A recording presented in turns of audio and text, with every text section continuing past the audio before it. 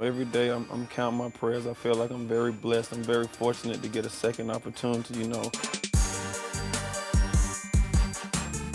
Well, some people don't know, but this is like my second go around. I had a look earlier around 07, 08 with Lil Wayne with Duffel Bag Boys, so that was kind of my start. I went by Tity Boi. I dropped 2 major albums through Def Jam and DTP that didn't do well at all, but it didn't affect my confidence. I just took the bitter with the sweet. I realized at that time that wasn't my moment, but Right. I never stopped working. It's been over a decade, you know, and you learn to appreciate when it's not overnight. I learned that, you know what I mean? When things happen so fast to people, I notice when people get in the game, they come with a song and then they have to try to come with a body of work to complement their song. Right. With me, I always felt like I had the body of work, I just needed the song. It's mine, I spend it. I'm riding around, I'm getting it. It's mine, I spend it. It's mine, I spend it. It's mine, I spend it. I'm riding around, I'm getting it.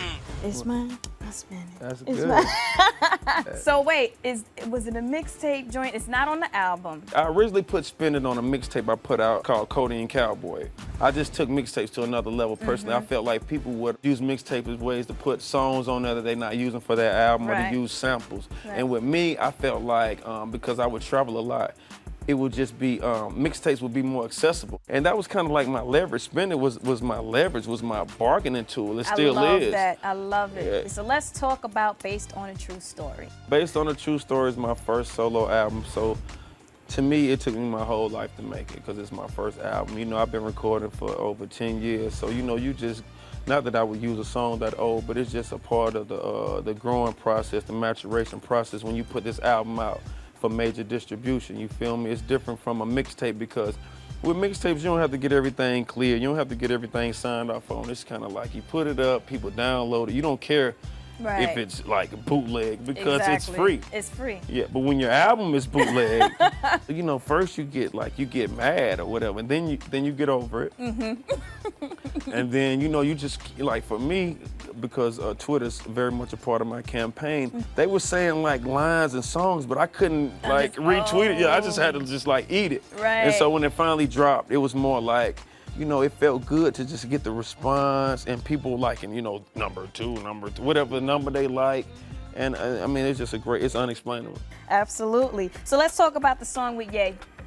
Birthday song. When I'm seeing from the back, I can't front of.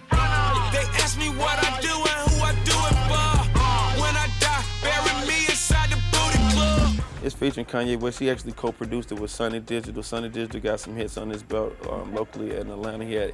He did Same Damn Time for Future. He did Racks on Racks.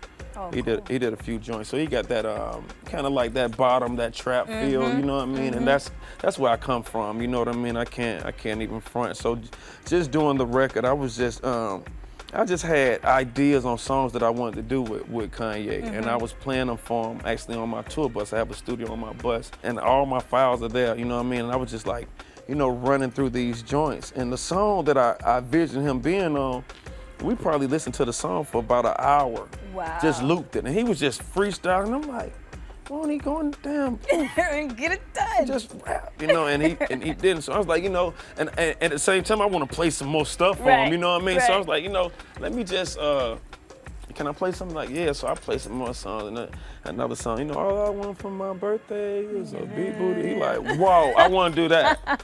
And I'm like, you do? And I'm like, it's kind of like, it got a trap feel to it. Right. And he was like, I want to do this. And then, you know, we recorded. And when Ye record, it's not just, that's not it. That's Right. just not it, you know. We had a photo shoot in New York. I was like, I played him the mixed version. He was like, send it to me.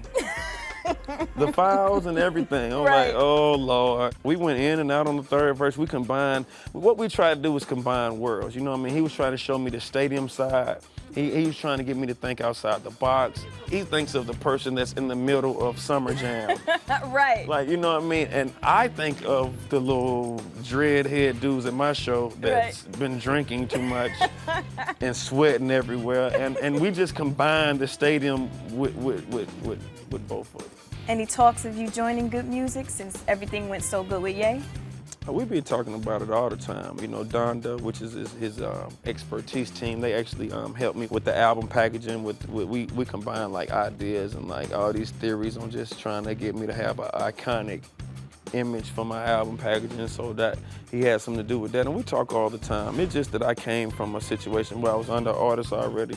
He completely understands that the thing that I think we do with each other is push each other as far as the competition level. I'm very confident, although I haven't sold a lot of records. I haven't been, you know, that successful, in my eyes at least. I just still feel like I got something, you know what I mean? For you, how do you balance your career and being daddy?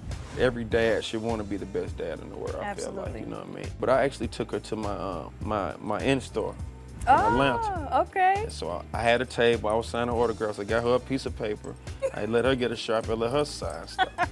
So by the time it was over, she said, "Daddy, everybody, they cheering for you, Daddy."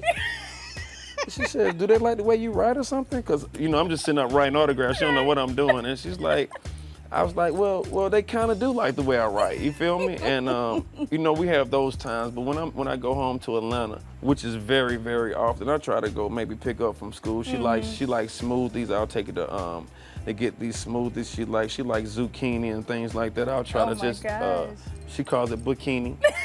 She wants extra bikinis.